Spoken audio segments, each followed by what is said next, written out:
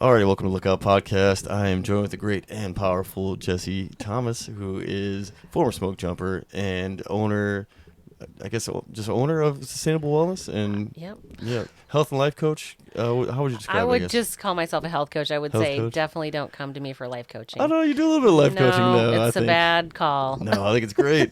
I mean, like you've been out in the sauna and talking about like Yeah. benefits and stuff. So I guess I loop that into life. Oh, Even though okay. it's health, Okay. but Oh, yeah. yeah. Yeah. So I guess my interpretation would be life and health on that end. Yeah. Well, I mean, I'm still trying to figure out life Yeah. pretty much. Oh, we all are though. That's the beauty of the journey, right? Yeah. Yeah.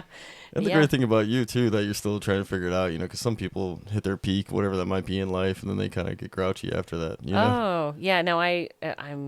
I mean, I'm grouchy, but I I definitely am still trying to figure out where the peak is. So, Yeah, no, that's you know. good. Keep climbing, right? Yeah, I mean, just try to. I don't know. At every age is different. Every stage of life is different, and I mean, I don't know. I just feel like, what did someone say the other day that I thought was so cool? They said they're a devotee to reality, and Oh, I thought that was a cool way to put just kind of being in awe and observation of life, and it's very humbling. I have found, especially after becoming a parent, I was yeah. like, wow. Oh, I totally. thought I was like tough, and nope. It's yeah, for me, and let me know if you're thinking along those lines. For me, it's like an emotional toughness that I thought I Yeah. had, like Mm-hmm. because I think when we were smoke jumping, it's a little easier to like compartmentalize stuff. You're like, all Yeah. right, that happened there. Either I can do something about it or I can't. On to the next thing, Yeah.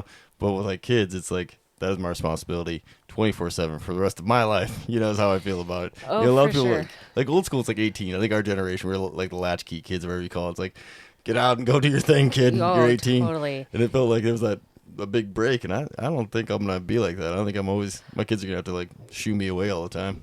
You I know. think that's our philosophy too. And I think that, smoke jumping doesn't require emotional vulnerability. I mean, maybe it's changing. Maybe it does now. Yeah. I don't think fire in general has that as a requirement. Parenting is absolutely requires emotional vulnerability because kids aren't real comfortable with us being like tough and stoic. They're Yeah. like, they can smell, they can sense us out pretty good, Oh, and it's they have nuts. our numbers pretty good. It's really interesting how much kids can kind of figure out like how to get in there Yeah. because that's where they want to be. They want to Hmm. be in your bubble, and fire that's not necessary. Like, Totally. Have you ever had where you're frustrated about something and like either something breaks or whatever you're trying to wrestle with, right? And then like for me, like it spilled something might maybe, yeah, and my kid would be like, "It's all right, Daddy. It's just snacks. It's all right, Daddy. It's just snacks." And I'm like, "I'm about to pop, but thank you. That really helps." yeah. you know? Oh my gosh, no. And I think the older my kids get, the more the compassion that we hopefully shared with them, like I can see it coming back around, and that like when we're in a family situation where something's hard or complicated, or we're trying to figure something out and emotions are starting to rise, they're good at kind of bringing in some kind of like just compassionate elements to the conversation where it changes the whole energy. And then yeah, like if I have something going on or and I'm really upset with something, gosh, like the other day I was just like so upset something I did to myself. I brought it into the family. Like, by the way, I'm going to talk about the fact that I adopted a bum lamb Oh, from a friend of mine, and because I thought my son could do 4-H with it, but then found out that he's probably not going to make weight by fair. oh, dang it. And so it was just like this. I was like, because I'm not like a thinker througher. I'm like, let's do that. And then Yeah, it's a little bit of it's impulse, right? more, yeah, I'm a little more impulsive, and Jake is a little bit more like planner. He's a more of a planner. Ask questions, think it through. That's not my style. But the reality of the weight of the situation started to set in, and it was like, oh my god. And my kids were just like super cool. Like they were like putting their arms around me, and they're like, "It's gonna be okay, Mom." And I was like, "Oh, that's so cool." Like I just felt like some things that I did right or that we did right, like when they were little, came back around and was reflected back, and it was like so reassuring because when your kids are your kids' age, it's hard to see the moments where you're like, I'm doing this really well. I'm doing a good job. Yeah. Because I think most of the time when my kids were that age, I spent most of my time thinking I'm doing such a bad job. I'm suck at this. I'm a horrible mom, all this stuff. And then you see something come back to you and you're like, oh, like they learned that from us. That's so Yeah. cool. No, totally. Yeah.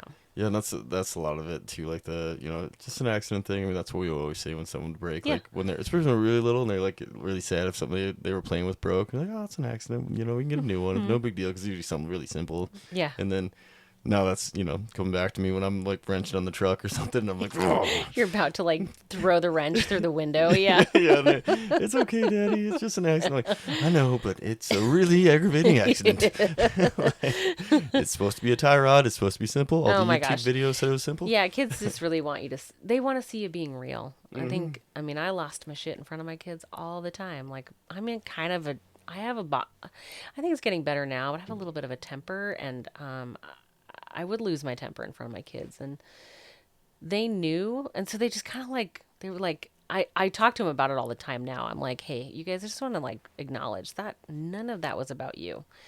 I was struggling. This is what was going on.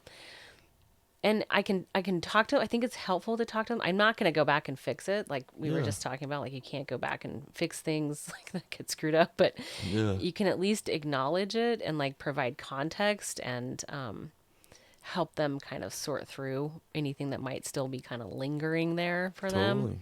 Yeah, and set them up for success in the future. Like, there's always that thing. It's like, don't listen. What is it like? Listen to what I say. Don't do what I do, or something like that. Oh So, man. it's Yeah. like not. Yeah, I can't remember. Like, not exactly like leading by example, but more when I say, like, because it's like you're trying to help them avoid the stress and maybe like that kind of anger thing too. Because I think we all have a little bit. Just a new way or new approach to coming to the table with something that's frustrating. Yeah. Something different. And boy, I think about that a lot because like my kids are getting older. They're more out there in the world with their friends doing their things. And I always think, boy, how am I, if I, Jake and I are sitting there talking about our days. I'm like, how am I talking about my day in a way that I would be proud that my kids recycling in their own life, like, am I going to be proud of that? And so I've been way more cognizant of that because I kind of grew up in a family where there was a lot of like complaining, like bonding through complaining. Yeah. And I think that isn't cool. Like, No. it's not a really, because I mean the world's really a pretty great place. It really is. I mean there's a lot of things to talk about that aren't great, but people in general are great. It's still, we have so much beauty around us. There's a lot of positive things, and I think those things are just as important to focus on as all the terrible things that are going on right now, because if we lose focus of the good stuff, we kind of don't have the balance we need in order to like be rational thinkers and bringing something good forward. Because that's, I think, the ask right now is to what can you do to bring something good forward? Yeah, totally. Yeah, and that I can relate to fire too, because I was talking to one of my friends, Matt Wyben, who we both from Whitehall, and then we jumped around the same timeline. And Cool. yeah, he was out of McCall, but we were talking about like growing up in starting in the Forest Service in Whitehall, and our mentors would always be like, and they were more that kind of gruff a little bit, it was like, I already know what the problem is. Like, I need solutions. Like, I don't need you to tell me what the problem is. And that's kind of like the mindset I always took from that. And like, you can apply it to more aspects. Like you were saying, it's like, we all are aware of all these issues that we're, battling in the world, like political and public lands and all these things. And, we're all trying to fight the good fight, but like, just dwelling on that is not going to make life any better, And it's a decision, I think, to decide what you're going to take in, because like our cell phones, it's too much. It's too much. We're in over our heads. AI is only making that worse. And we have to decide the picture of reality we want to paint for ourselves so that we can come to the table how we want to. Impress upon our kids what we want to see. Like, what's this? Our kids are our legacy. As much as like people are listening to this and they're like, well, I'm kind of hoping they talk about fire, and there are fire families, and it's a job that's difficult. And I think it's a really something to notice that the fire families, at least the ones I know, which are quite a few, they're really solid. They're a Yeah. solid bunch. Like they've got somebody strong at home and somebody strong, and it's this agreement of like how we're gonna do this job that is effing hard on the family. Like it is hard. Yeah. Um, you know, And you've been on both sides of it. yeah, and that's the part that is tricky because well, one, I kind of am like, why did I do this to myself? Like I knew what I was doing. What did I do? But Yeah. I mean, at the same time, like it's like I know Jake is working his tail off right now. Like I mean, I told him I wasn't going to talk about him, but I'm going to talk. I have to talk Yeah. about Yeah. him. Well, I'm like, he's amazing. So. he is amazing, and he's so tired. I mean, he's just like tired right now. Yeah. It's like been, I don't want to say 4 weeks of training, and it's a difficult job that he has because he's in charge of everything but in charge of nothing. Like he's just kind of overseeing and making things happen, or making sure things are going okay, but he's so the responsibility is all there, but he's not really in charge of it. And that's cool. Like that was when I was jumping, that was always the way that was the desired way that the trainers wanted it to be, the training crew wanted it to be. They wanted to be in charge of what they were doing, which they should be because that's their jam, that's their job. Yeah. But then other parts of the operational areas would come in and have input, like, hey, you guys can't have the plane right now, or you can't. There's no parachutes, or just maybe this person needs to get washed or whatever. And it's like, hey, this is the lane of training. But Yeah, and the refresher and rookie training and all this it's stuff. just a ton of Yeah. stuff. And then they just jumped a fire yesterday, and it's just a lot. And Yeah. it's like fire season's only going to be more intense, only going to be longer. And Yeah, I think about that for a second. Just jumped fire yesterday, and isn't that insane? yeah, I saw something about that earlier, but I was like, geez, it's April and they're jumping fires. I've never heard of that. Have you ever heard of a fire in April? And especially in high elevation like Red Lodge? Yeah, no, They should be under like 3 feet of snow right now. yeah, it's so strange. It's kind of scary. I mean, but like you've experienced it too, where it's. I think it was. Do you remember? I think it was '09, maybe 10, where it was like monsooning all summer. Like Yeah. it started off kind of Yeah. dry, and then it just like rained all summer, and then we didn't really have a fire season. Right. Then we're And just that being happens like, sometimes. It So- does. So that's when I'm not getting too spooled up yet, but it's also like, well, this could be though. It could be Yeah. a rough one, Who knows? We just don't know. And I don't know that we ever knew. We had a weather guy come in and give us a briefing, and people always ask firefighters, like, what's the summer going to be like? Is it going to be smoky this summer? Is it going to be a bad fire season? And he was like, you only really know, the only thing that really predicts fire season is lightning, the Yeah. amount of lightning we get. That's really the only thing that we can hang our hat off of. And they had I think he said they had some models to predict that or something like that. But I have no idea. Like, I don't know. But I just had never heard it put the way he put it. And I was like, oh my gosh, that's so important because people think it's all about snowpack or it's all about the amount of rain or Yeah. Yeah, I was talking to my brother about this last night on the way back from hockey. It's like everyone really gets like really hung up on snowpack. It's like, well, like you said in Monterey, it's like, well, yeah, there's all that, but it could go either way. Cause like my brother brought up a good point. He's not a firefighter, but he's like, if we get no snowpack, right, next to none, that means there's not a lot of growth, right? Because there's not a lot Yeah. of water to feed the plants to Yeah. grow tall. Or if you get the opposite, you get a ton and it melts off early, and you get all this growth, so you get the vegetation's way more lush and full. yeah. So it's like it could be a double-edged sword. That and the fact that we're having these wild swings in temperature, right? It was like 82 yesterday. Yeah, It's 47 right now. yeah. Now we're bundled up in the airstream. Yeah. And so these wild, like if you could have, incredible amounts of snow up high, but if it's all of a sudden in a day goes from 40 degrees to 80 degrees, you're going to lose that snowpack quickly. And then it's gone. Then it's like down the creeks, rivers, and into whatever aquifer or ocean or whatever body of water it ends up in. But yeah, it's an interesting concept to think about. But I think that fire families really are a unique bunch. They're just so strong. Like I don't know how to put it, but it really does take people like making the decision to like, yeah, this is our life. We're gonna, and like it is, it is really hard. And people say dirty August, and I'm like, yeah, dirty August is. It's like divorce August. I mean, it's like, Yeah. Different D. different D for the Yeah. other folks at home. But yeah, And that checks out because I mean, like you probably look at your old Smokey and be like, oh, I had one day off in August. yeah, If that maybe. yeah, yeah. And I mean, I'd be lying if I said I wasn't jealous and I was still wanted to be doing that, but that just wasn't like there would be too many trade-offs for me to be gone. Yeah. That was not an alignment for me. That didn't work for me. And there's some people that totally works for, or at least they've figured out a way to make it work for them. And Totally. Did you have like? Did you have to do like a lot of meditating on that? Where you're like, man, like. it was really hard. I had my daughter in 2011, and I was, I had created the daycare at the Smokejumper base, or the AFD. I was really, at the time, I was so into it.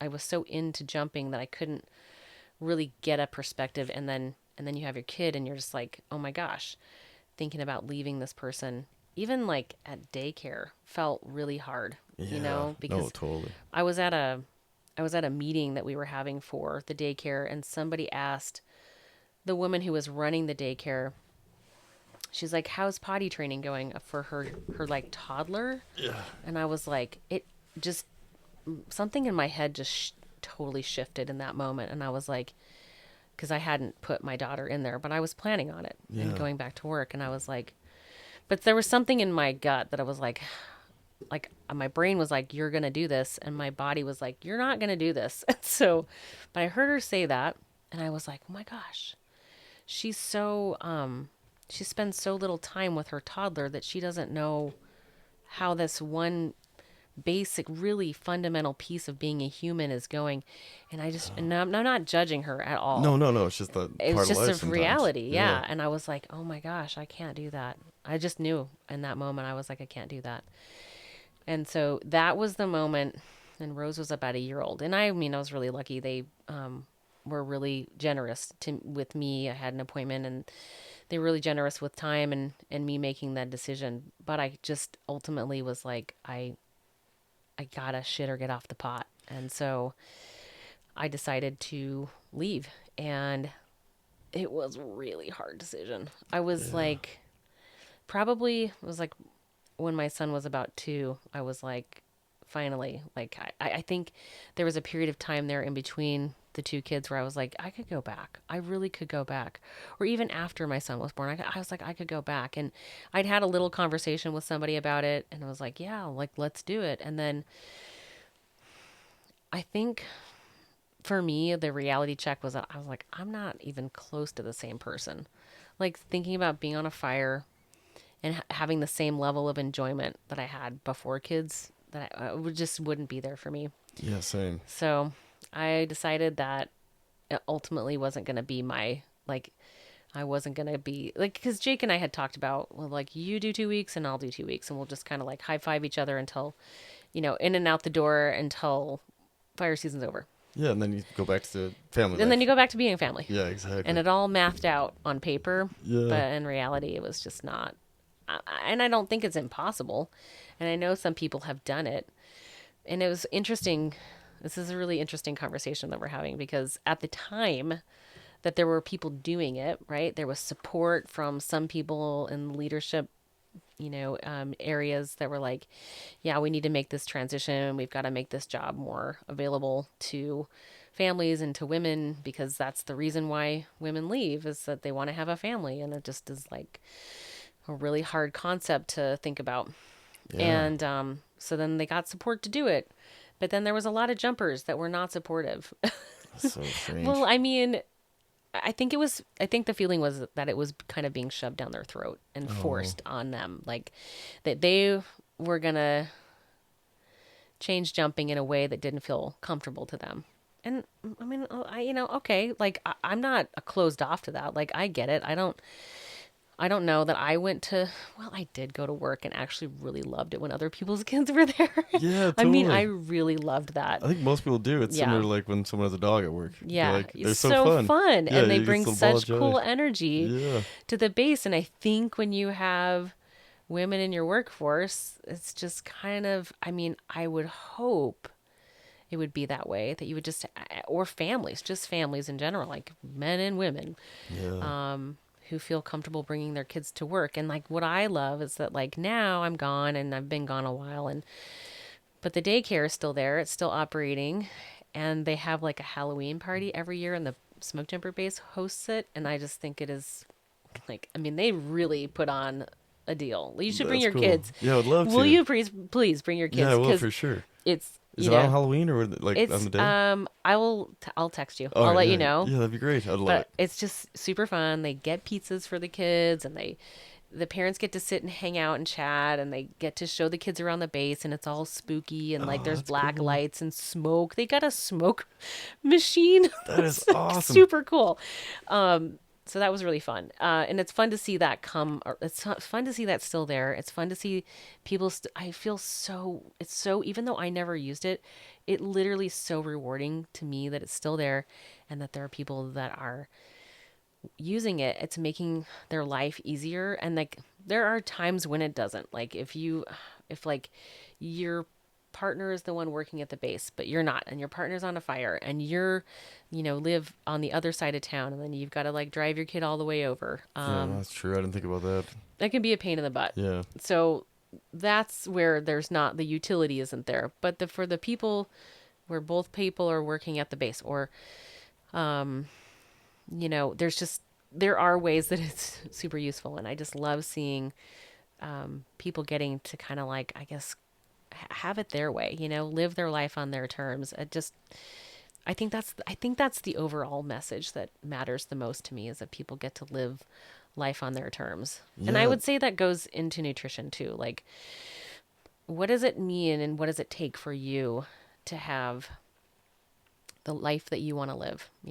Like, it's not about dogmatic approaches to nutrition, and it's not a religion. It's not like, oh, be carnivore or be vegan or yeah. I be was gonna keto say. or whatever. It doesn't matter. Like, how can you pull levers in your life Yeah, to and it, make it work? totally. Yeah, and really being keen on your own body and how and what makes it operate. Right, like it's Absolutely. Yeah. yeah. It's not as like you said. It's not as dogmatic or simple as like I go vegan and I'm the healthiest I ever felt. Like there's some trade offs to being vegan. Yeah. Or like carnivore or whatever it might be. Yeah. You're losing something. Yeah. Yeah. That's so true. And then maybe it's, and I mean, I talk about this with a friend of mine all the time. It's like the community piece. Yeah, Like it's so hard to really embrace like there are just some things I'm not willing to do because of the path I've been on, the knowledge base that I have about how I feel. It's not an intellectual knowledge, it's a felt experience totally. when I eat certain things or drink alcohol or whatever it is. Yeah. And so it's hard to know that stuff. It's hard to practice that stuff and not feel like an isolated weirdo. It I really know. is. I think people are getting better about it, but yeah, for Yeah, sure, it people was are a little getting better weird. about it, Yeah, but we've just, as a family, we've kind of figured out like how do we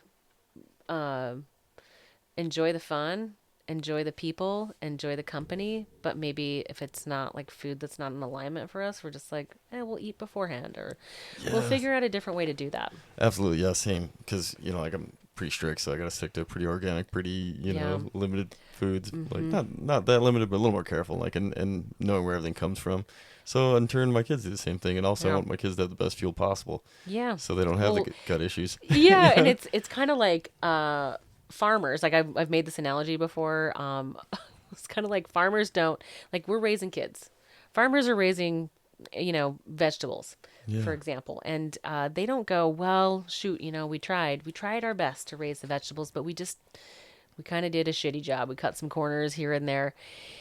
I just, that's just not the approach they have. I just don't think that could be the right approach to raising kids, like especially when it comes to like their biology. Totally, yeah, and attack on that too. And I had this conversation with quite a few people, especially my wife. But it's like people who have kids that are acting out aren't even thinking about what they're fueling them with. You know, it's like Oh you got them all gosh. hyped up on processed foods and sugar. Of course they're gonna be revved up. You know, like So, so your kids are not in public school yet? no, No, my kids are. And I gotta say, like after the pandemic, shit really has hit the fan. I mean, like food I'm wise with the like lunches and stuff. no, Or not yes, no, yes. I mean, I'd say it's all the same. yeah. Still terrible. It's still full of sugar. Like they can get a breakfast that's 50 grams of sugar, and I mean that is more grams of sugar than. First of all, nobody needs added grams of sugar to their food. Yeah. So these kids are getting this in the morning. But my son just told me a story today, actually, where every day, this is not a new event, but since the pandemic, so every day since the pandemic, in their little school, that's, I think, a great school with amazing teachers and staff, they have outbreaks. Like a kid is so dysregulated that they're needing to be physically restrained in the hallway. Oh damn. They have like a special padded room. There's drugs in there. I mean, they drug the kid up because there's a prescription, right? Oh yeah. To shut down whatever sort of brain body connection they're having. Like To get dysregulation, right? Probably some yeah, kind well, I of mean, dysregulation. well, I talk about this a lot, but like the gut and the brain are connected through the vagus nerve because it's a direct connection. Yeah. And it's, your gut is also connected to every organ system in your body through your vagus nerve. And correct me if I'm wrong too. Like a vagus nerve, like when they say like a vagal response, it's like it can shut your body down too, right? Yeah, Like if you yeah, have yeah, that yeah. vagal response, you just Yeah, pass out. dorsal vagal. Yep, Yeah. you're out. But this kid, so this happens regularly every day. And it's the same group of kids who are struggling. And I just know. I know because I've brought in a specialist to do a live class with, and I invited. I didn't know that it was like a teacher had the teachers had the day off that day. I did not know that. Yeah. It was just lucked out. And it was a rainy day, so it was like a perfect opportunity to like capture people's attention. And I had a lot of people come to this class. And the specialist specializes in children and behavior and nutrition and how the gut and the brain are connected. And she talked about it a lot. And it was like nobody cared. And I think partly they didn't Just on their care. phone and just not paid. No, I think that partly they didn't care because there wasn't anything that they could do about it. I think that's kind of the way that they came at it. But I Yeah. was like, I don't see it that way because I'm fresh here. Like I'm new eyes, and I'm like, no, like you just need to breathe some life into some education. That was the whole goal of this webinar that we put on. And so, anyways, this kid today, there was an outbreak in the hallway. This is not new. Everybody goes inside the classroom. They shut the doors. And it's like a kind of like, it's not technically a lockdown, but it's like basically it is because they're hostage in their classrooms until this situation is handled. Oh. Whereas they get this kid restrained, they pull him into this room with pads that's separate from a lot of the school. And then they get whatever prescription drugs on board to shut it down. Oh man. And then they will sometimes send the kid back to class, and sometimes they'll just hang in that room all day. But I mean, right, that's a super sad existence. Yeah, it is. On this particular day, today, this kid got away, and he ran away, which isn't uncommon. I actually was a sub at the school, and I worked with some kids that were these kids, and they would run away. And I was like, are you effing serious? Like, Yeah. I am not going to lose a kid. It's just like a whole level of stress, and I really empathize with the people who are in charge of managing this. But this kid ran away. He got away from the adults, ran either up or down the stairs, fell, Oh no. and really effed himself up. Yeah. Blood everywhere. They shut damn. down the hallway. They shut down. And I was just like, this kid is dysregulated because his body's dysregulated. His brain is dysregulated because his body's dysregulated. And like, the solution can't be more drugs. Yeah. It is. I don't know why we're missing this, or that this kid is making a personal choice to behave this way. He's not. He's doing what his body is telling his brain to do, because the brain and the body work together. The brain tells the body, and the body tells the brain. It's a closed loop. And Yeah. so, yeah, Yeah, it's tough. it is tough, and I know parents are struggling. I know that it's part lack of education, part lack of financial resources, and part just, I mean, sometimes you are in a particular situation in your life where you're just so freaking beat down that even if you could reach for the help, you won't. Yeah, totally. This Yeah. is the cards we're dealt, so we're Yeah, this living is it. our story and this is how we're going to do it. Yeah. And yeah, And I so and I had read, and I can't remember if I talked to some people who had experience with it, but I was reading about like that dysregulation in youth, yeah. younger kids, and some of it was just like heavy metals. Like they had a lot of heavy metals in their Yeah. system, and doing a really good detox helped bring them back down to like a normal like Mm-hmm. kid, like had normal kid energy, could engage, because like a lot of times they can't even engage, they're all over the place, and you're Absolutely. like focus, and they're Yeah. like they can't. Yeah, Beth Lambert from Documenting Hope, she's running an organization all independently funded. They just are have done so much amazing work about helping people reverse those types of situations with kids, which I think has to become a big issue. I Yeah, think a lot of people, myself included, were kind of hopeful that this administration would like actually do something. totally, yeah, me And me as well. there's total failure. And so, but she's doing amazing work, like helping educate people, because like, that's not a good life to live. No, It's a terrible situation, and there's just more and more kids who are struggling on that level. I feel so bad for the kids because Yeah, they're so helpless. They're just they're just totally subjected to the resources of the adults around them, and yeah. that's just a fact. And what's full of heavy metals is ultra processed junk food, That's and exactly what I was yeah, I thinking. mean Yeah, it's just a concentrated form of everything negative in our environment in a package, yeah.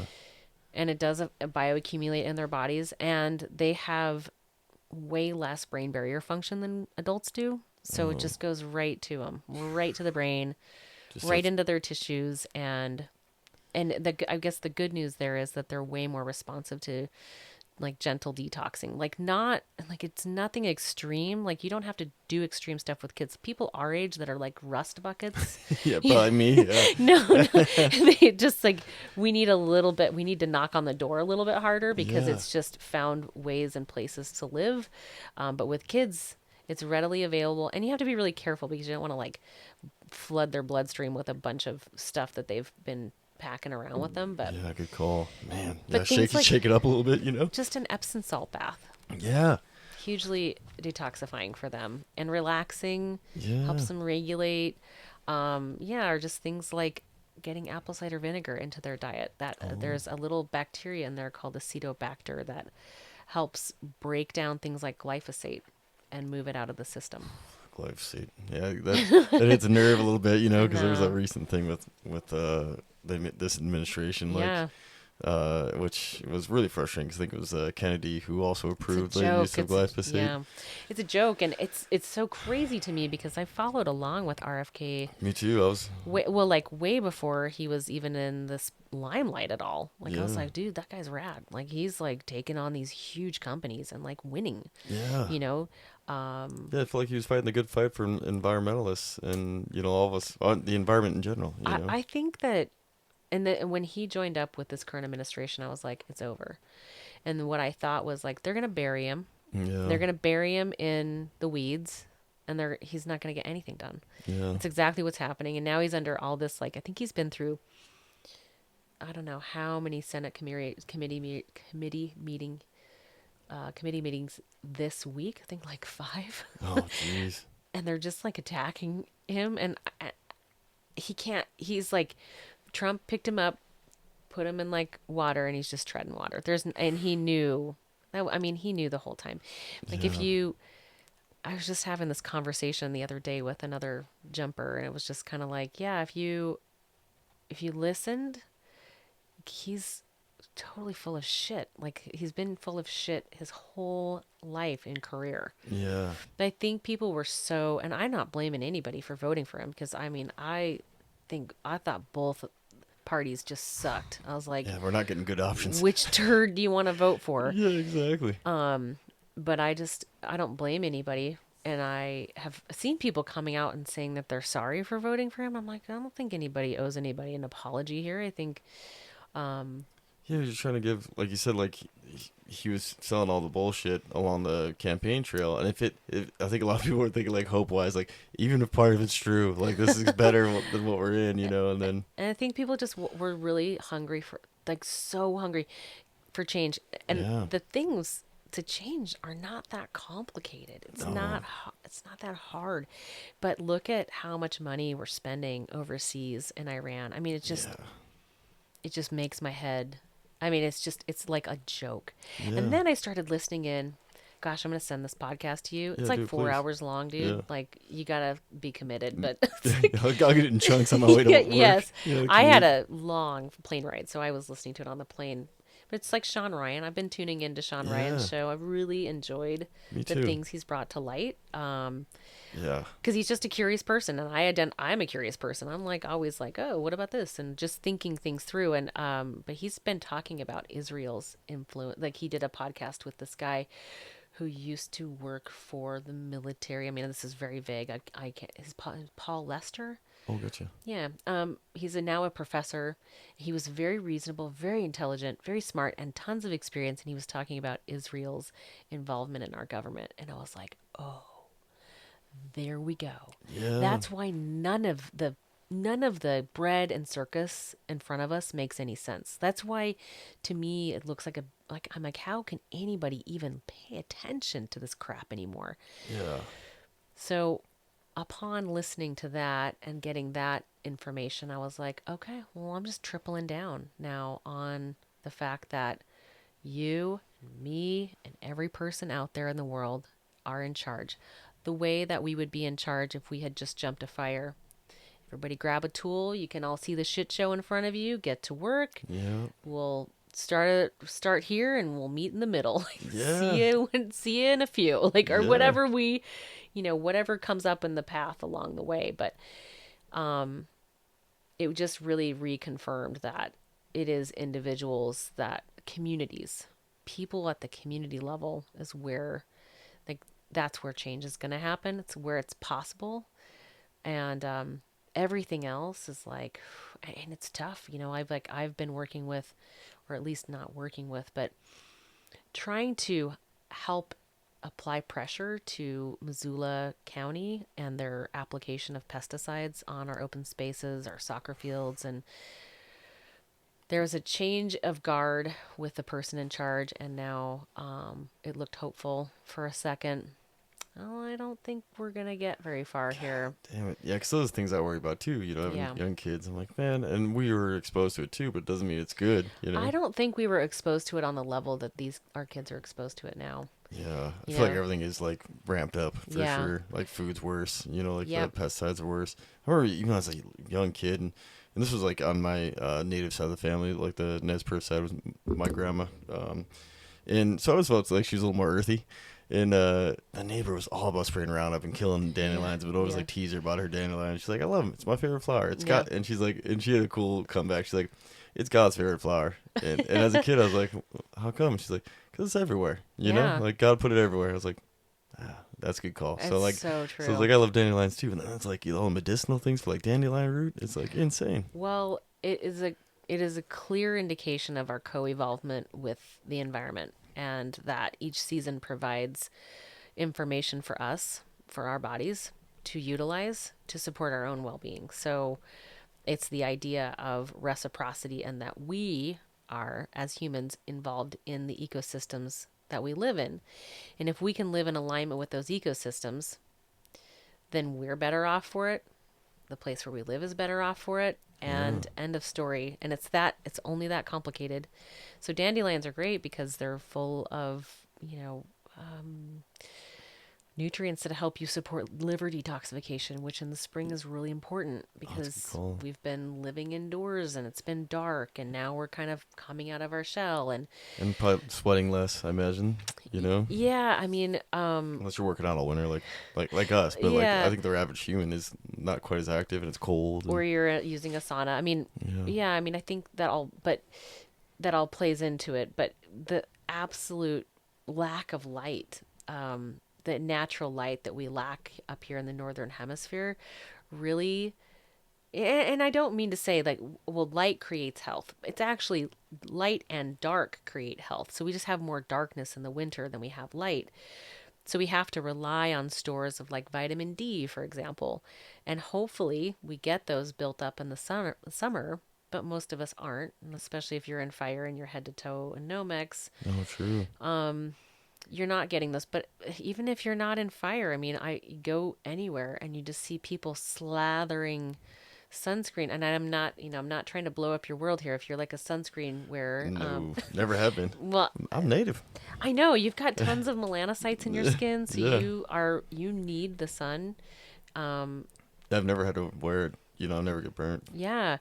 Well, one interesting thing is that when I stopped eating seed oils, I mean, I know this is going to sound like Maha conspiracy theory crapola, but it's just, again, it was just a science experiment out of curiosity. And I started learning about the seed oils and their implication on our cell membrane. And at the time it was kind of COVID times, so we didn't have any tools in the toolbox other than to support our immune system. So I was like, oh, Yeah. well, I don't want seed oils in our diet because that's affecting cell membrane function, which affects our inflammation levels and our immune system. So I like got them out.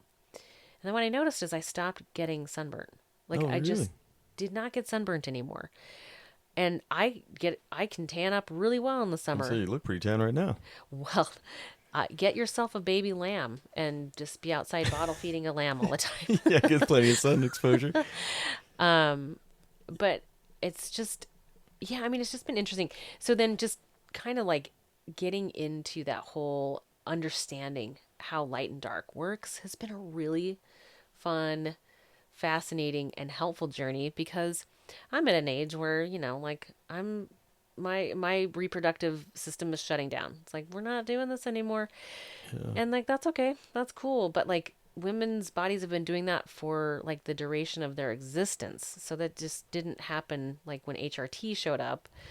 So like what was the philosophy back then? Like what did we do? So again, it's like going back to that light piece and getting in the morning sunlight in your naked eye.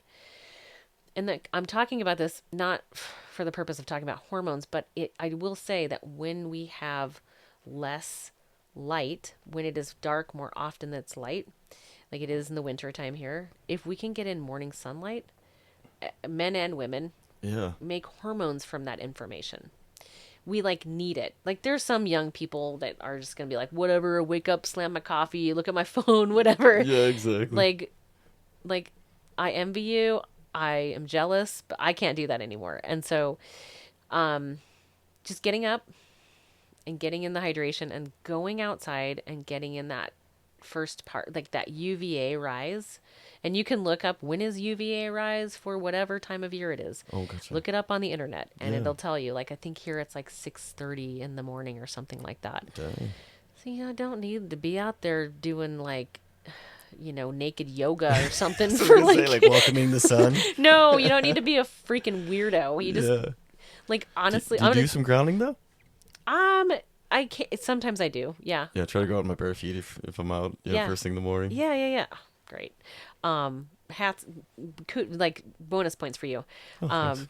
But like for me, I'm gonna just literally tell you exactly what I do. Yeah, hit me. All right. So I get up in the morning. I drink like I don't know, 24 ounces of salt water. I've talked about this all the time. And Oh, really? Yep. So over the course of the night, while we're sleeping, we lose about 2/3 of a teaspoon of sodium.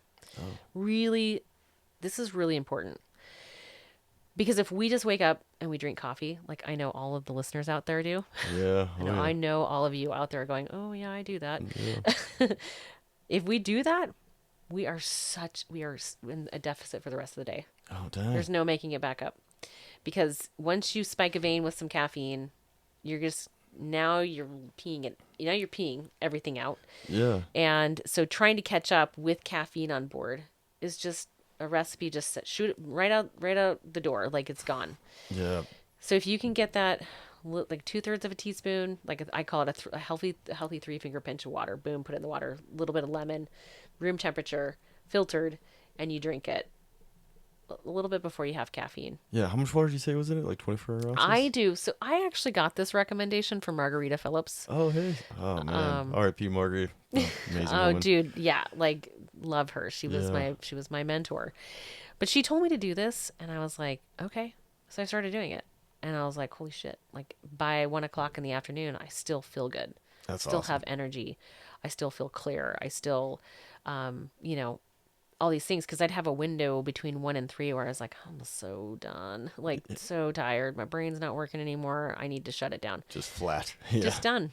And so this little strategy helped me change that trajectory because it's how you start your day, it's how you finish your day, Oh, yeah. big time. And so, yeah, so I have like 24 ounces of water with the whole thing in it, salt and lemon, because that's the electrolyte, helps get it into the cell. Oh, yeah. And vitamin C helps with absorption too, right? Or Not is that something necessarily in this scenario for the Oh, gotcha. electrolyte piece, but vitamin C can be helpful. I don't totally recommend vitamin C on an empty stomach because that can be like really disruptive. Oh, gotcha. And then I will grab a cup of, I drink tea now. I don't even want to talk about it, but I drink tea now. And I grab my cup of tea and I will go sit out on a cardboard box in my backyard. Because if I go out in the other side of the backyard, then I wake up the lambs and then I've got to like deal with that. I got to feed them. And I'm just like, dude, no. Yeah, not So, ready yet. and this way I'm facing east and I'm getting the sun rise. I'm seeing the sun change. And I only need 5 minutes. If it's gray out like it is right now, maybe 10 to 20, whatever. But yeah, that's my morning. That's a Like, good call because you like you're not quite getting the impacts. You sit out there a little longer, try to absorb a little more, right? well, it's not that you are absorbing some of it through your skin, but it's what you're informing your brain. Your eyes are getting the information to tell your brain what's the sun is going to be like this day. Oh, So your brain remembers that. And so then when you're out in the sun midday, which is how we've evolved to be, like just outside more, your body produces enough like melanin to support the way the sun is for that particular day of the year. oh, gotcha. It's pretty cool. That's cool. And then that also helps you create melatonin to go to sleep and it regulates your cortisol pattern. Our cortisol pattern should look exactly like the sun's trajectory. So low in the morning, peaks midday, and then drops down. That's what our cortisol pattern should look like. Yeah. Most of us, our cortisol pattern is something like either way high in the morning and then drops like a stone over the course of the day, or it's just way low in the morning and then comes up at night. That's a typical pattern for like a mom. Oh, jeez. That's a mom pattern when it's low in the morning and high at night. Like you can't get to sleep, tired Oh, but wired. yeah. That's an awful feeling. Tired and wired. Yeah, it's the worst feeling. And I've had all of the above. And then I've also had the flat line below what's normal, like 4 inches below what's normal, all the way across the whole day. So yeah. Well, I like what you said there, like science experiment with yourself. You know, Yeah. like and I think myself and my wife took the advantage of COVID as well because, like you said, trying to keep the immune system boosted, trying not to get sick because no one knew what was really going on, and so we were doing the same thing, like vitamin D, zinc, all the things, trying to Yeah. that sauna. Yep. And I stopped supplementing with vitamin D, and my whole family did. Oh, really? So we'll take cod liver oil because it Oh, has naturally occurring vitamin D. Not a lot of it, but mostly it's just being outside. Like, oh, really? as So you much don't, as yeah, and I'm don't think not you really saying need. don't supplement with vitamin D. I'm just saying we stopped supplementing. And it was what was really cool was that I went and got my blood work done sometime not that long ago, and my vitamin D was. I mean, our vitamin D is supposed to drop during the winter, and I actually learned this from my friend Jana, who's another nutritionist. But she was saying that vitamin D binds to the same receptor site as melatonin. Oh, So think about that in yeah, terms of seasonally, like, right? yeah. Vitamin D has a receptor site that's open and available for itself to be in abundance in the summer.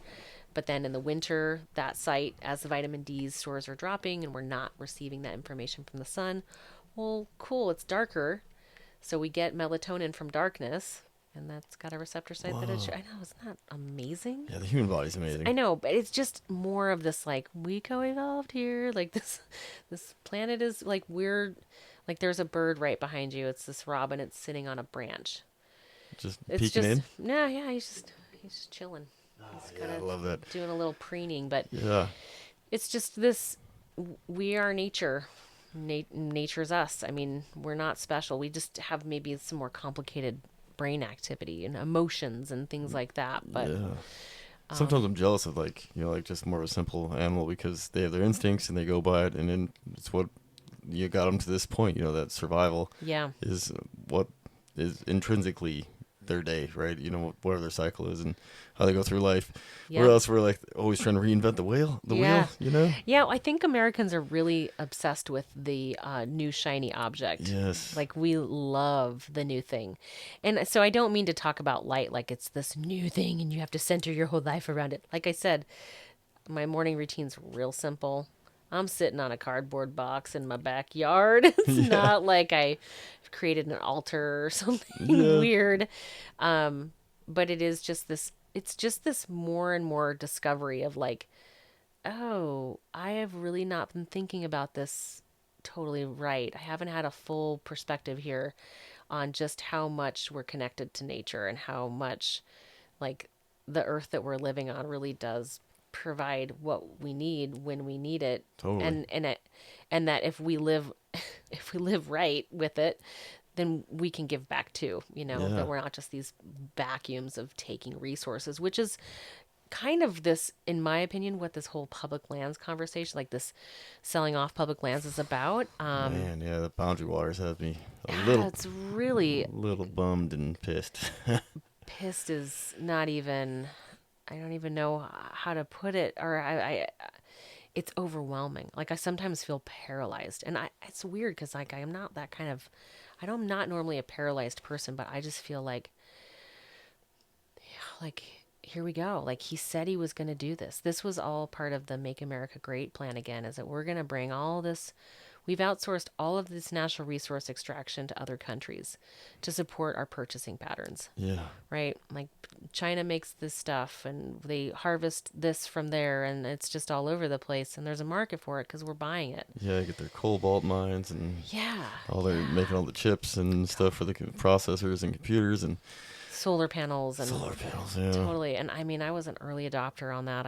We have solar panels in our house and then I started again, like it's like I just wasn't thinking. And I started thinking about it and I was like, wait a minute, we're going to put solar panels over open rangeland to what produce more energy? I was like, wait a minute, what the fuck are we doing?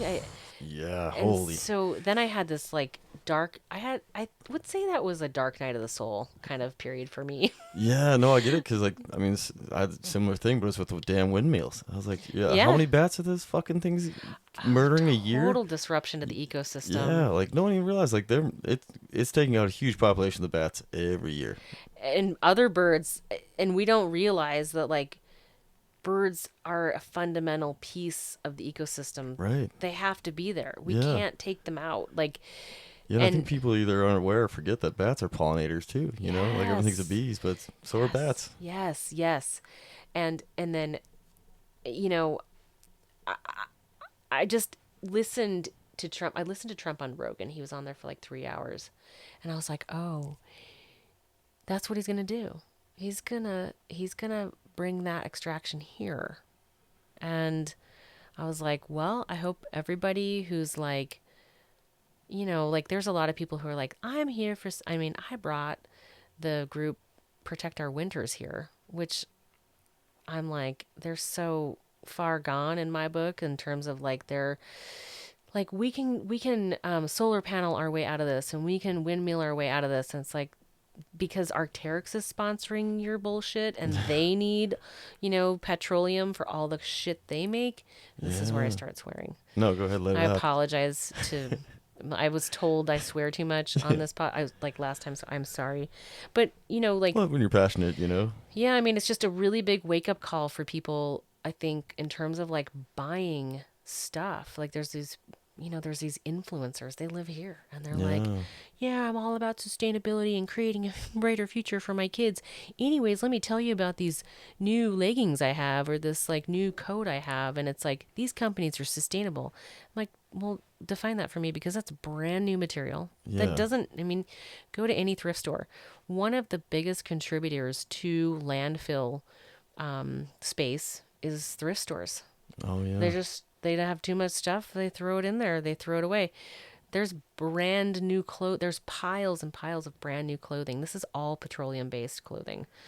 I mean, mostly, I would say 90% of it is. It's not like wool Yeah, totally. or organic cotton. Yeah, something's gonna break down. Yeah. You know, when we were growing up, I feel like, at least for me, and I'm pretty sure you're the same way. But like when I see someone like an old Patagonia puffer that was like losing a bunch of down, but like beat up, and they're Yeah. still getting used, I was like, respect. I like that. Yeah. You know, yeah. I wasn't impressed by the person with the new Helly Hansen or Arc'teryx or whatever it was. I was impressed with the old gear that was still out there kicking ass. I have made it a rule that we don't buy new stuff. So everything that we wear is from a thrift store. Yeah.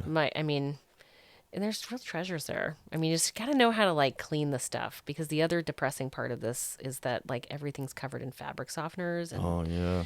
detergents that have tons of fabrics, like just perfumes and stuff in there. So talking about, It makes my skin go mad. Like I get hives if I like Yeah. use dryer. What the hell's the dryer the sheet thing? downy dryer sheets or Yeah, whatever. if I use a dryer sheet, it makes Yeah. my skin bust out in hives. And then even like the fragrance, heavy, like anything that's like not natural, like whatever detergent, we have to use a natural detergent because it makes my skin Yeah. get super angry. Well, I just get like a ripping headache when I smell that stuff. It's my body. It's both of us are our bodies are giving us feedback that Yeah. like that is not happening. But so many people are just using those things that I just am like, how do you not understand? Have you ever seen the wastewater treatment plant here in Missoula? No. We're putting a lot of faith in that place. No.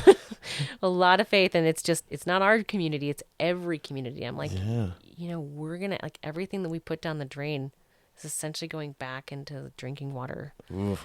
So Baby like, wipes and and you know. well, pharmaceuticals and lotions and soap and these things, these everyday products that we just don't think about. That Like have forever chemicals in them. they have forever chemicals in them, and I think the most important thing is that they have endocrine disrupting chemicals in there. And so they're affecting our water systems and our aquatic environments, but they're affecting us too. And I just was saying on Instagram yesterday, I'm like, we live in an estrogenic environment. It is so estrogen driven, because these endocrine disrupting hormones or chemicals will mimic our own hormones. And they will, so we have cells have tons of different types of receptor sites on them that open up. Calcium channel opens it up, and then boom, the thing that's supposed to go in there at the perfect time, with the perfect construction, gets in. The perfect organic chemical that our body either makes or that we're eating through food or whatever exposure, and it's all a perfect system until these endocrine disrupting chemicals get in, and then they mimic estrogen. Literally mimic estrogen. Men make a teeny bit of estrogen, but they're making a lot of estrogen when this is our environment, right? And so our own estrogen that would normally be binding to these receptor sites is now being bound up by these chemicals. Oh man. And I think about my son and all of his friends, because I care. It's not like I just care about my kids. I care about all of the kids. Totally. They're relying on adults to know this stuff, and they're relying on adults to suss out the environment, just like animals. Like that's again, we're not different here. We're not special. Yeah. And so I think about all the kids that my kids go to school with and how many things that they're exposed to, or your kids and their friends are exposed to.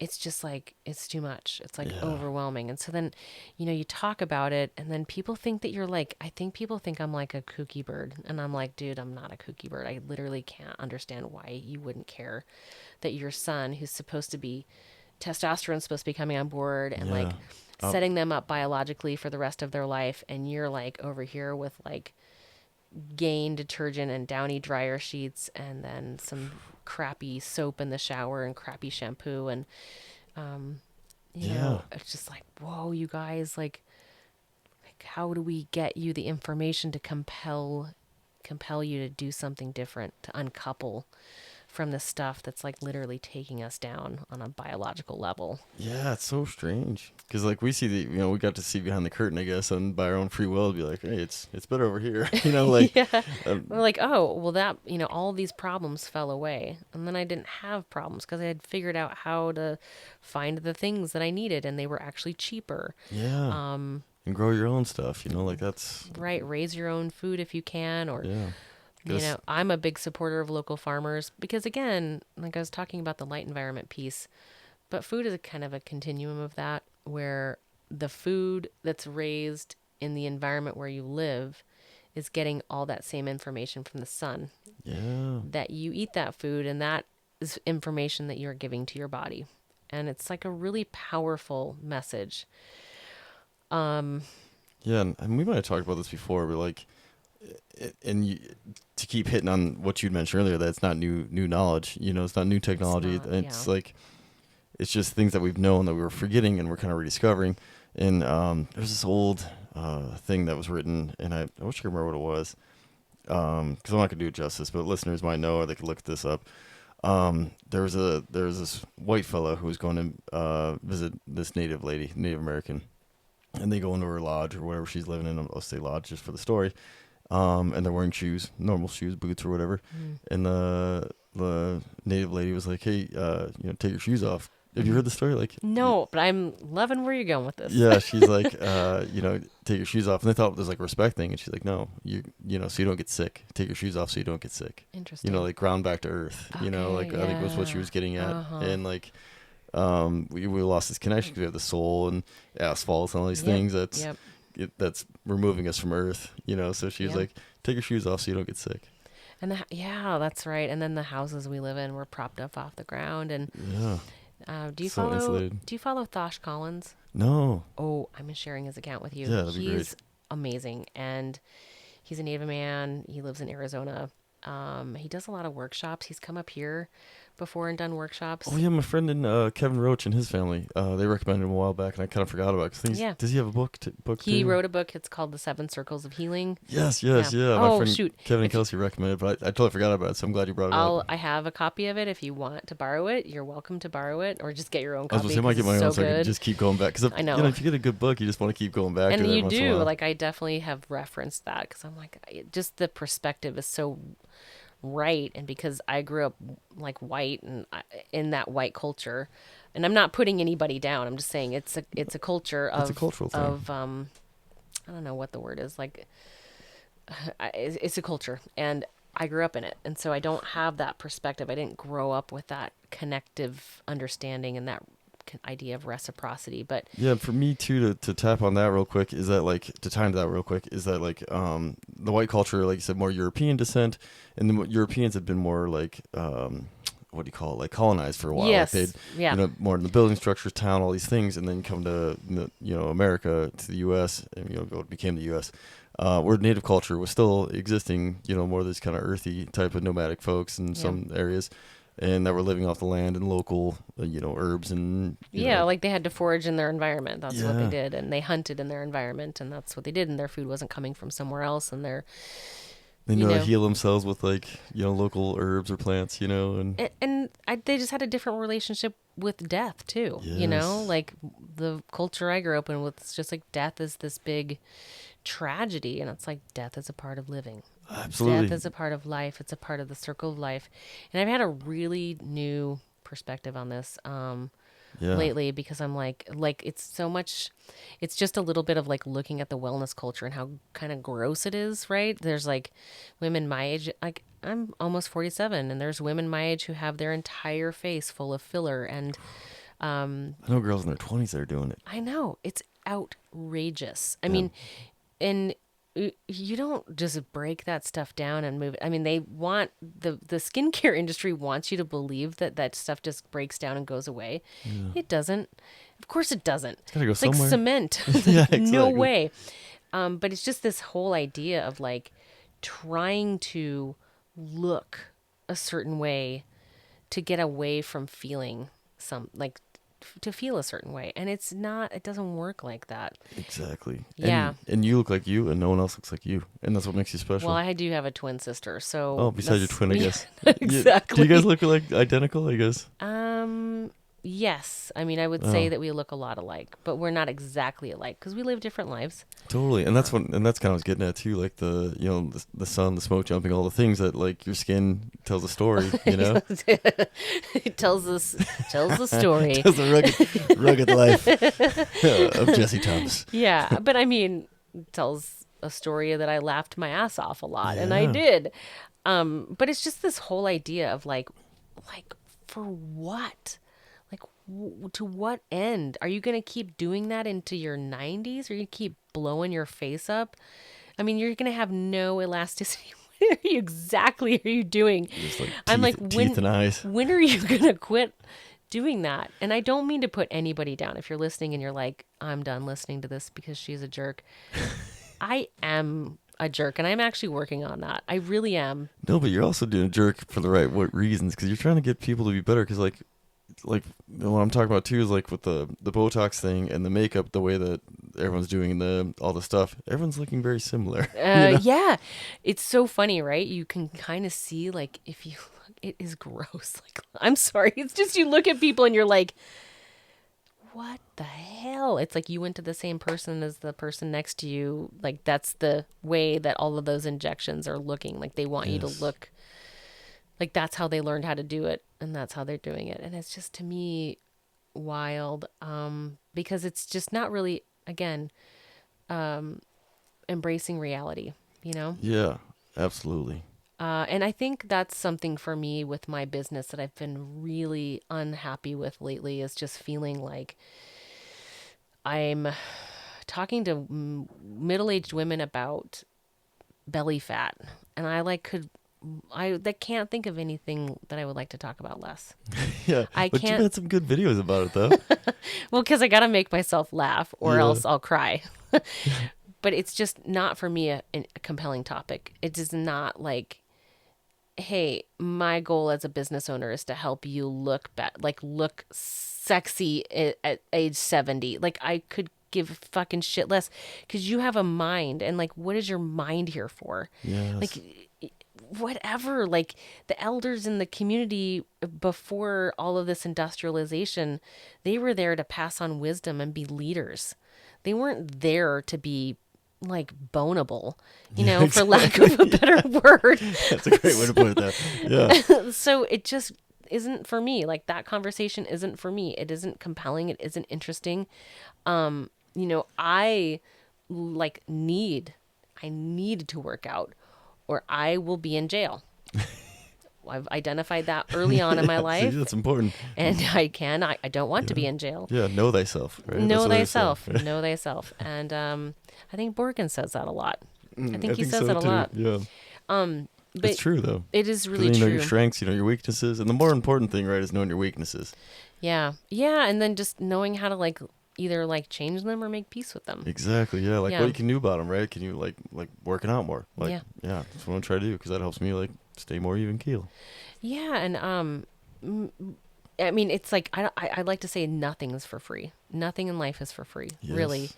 And but muscle is one of those things that kind of creates some freedom, because it's like we live in a highly estrogenic environment. We also live in an environment that's full of glucose spiking foods. And so muscle is kind of the way, it's not the way, it's not the way around it is, and there's not more you shouldn't be doing, but it is a way of generating health. It actually helps, it's helping support mitochondrially dense tissue. And it's really important. And I know that word is getting out, and I know that people are putting a lot of their energy into lifting weights, and I'm really supportive of that. Because it isn't something that I liked doing. I still have to push myself to do it because I don't like doing it, but the way, the benefit that I've been getting out of it. Because if I don't lift for 3 days, number one, I'm not a very cool person to be around. Yeah. And number two, things change in a matter of 3 days for me. Me too. I feel it. Really? Yeah. I would just assume that you would just stay normal forever, and then you're dust the potato chips off and you're back at it, no problem. Because my metabolism. Yeah, I mean, you seem fit and healthy, and yeah, it's probably not too dramatic, but I feel a little bit I feel soft. After taking too much time off. Mm-hmm. Yeah, so consistency. But you too, though. You got a fit body. I figured same deal. Because and you've been doing it for so long. I've been doing it for a long time, but I'm the older I get, the more I'm holy shit, that is crazy how like if I was training the way that I'm training now when I was 25, I would be looking like Arnold Schwarzenegger.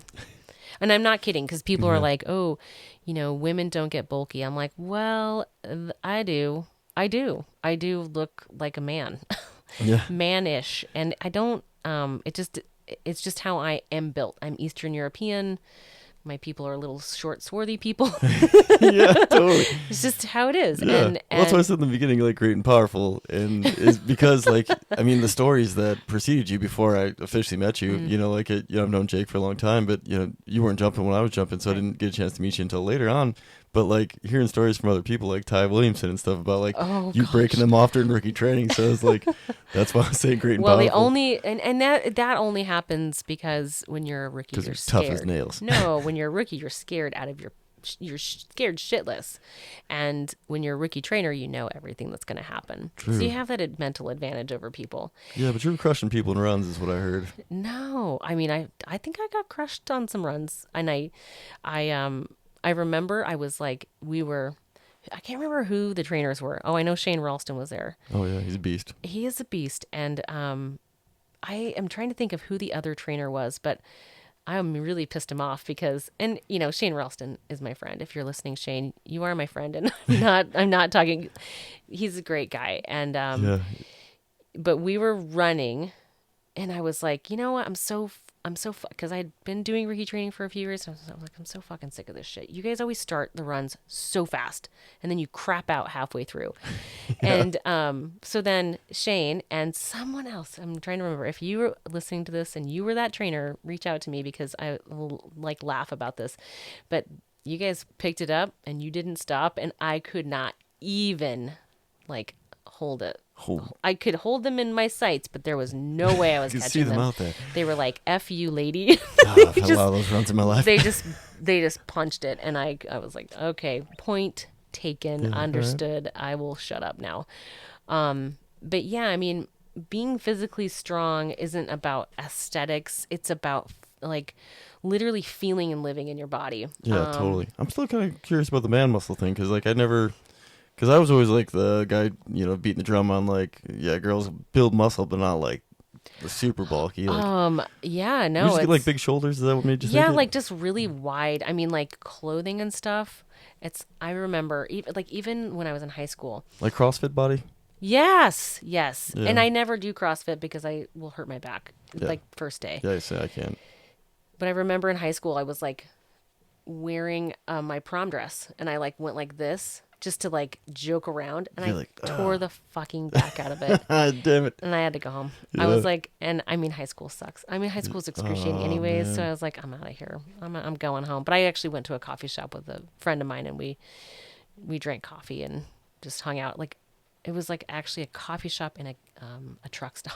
Oh, really? Oh, man. Really random, but super fun. Yeah, it seems like part of like a romantic comedy movie from like the late 90s. Yes, You know? and that's exactly when that was. So, Oh, really? Yeah, perfect.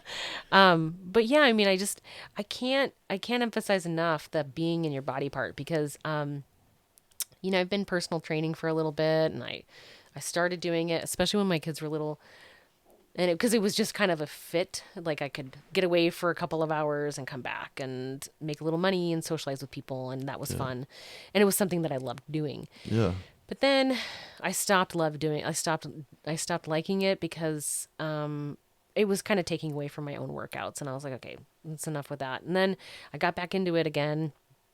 And the one thing that I just can't state enough is like I've never worked with a general population woman who doesn't know how to, for lack of a better word, squeeze her cheeseburgers, like to do to do a back squat, Yeah. and like push up from gravity with your ass cheeks. Yeah.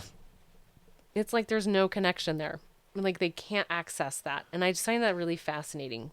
So again, like the lifting weights piece is like cool to change body composition, and that's fine. That's an unintended positive outcome. Yeah. Or a consequence of that. But the real gold medal is that you have this connection with your body. Totally. So you're more in tune with your intuition around what you're eating and when you need to eat and how much you need to eat. And Yeah.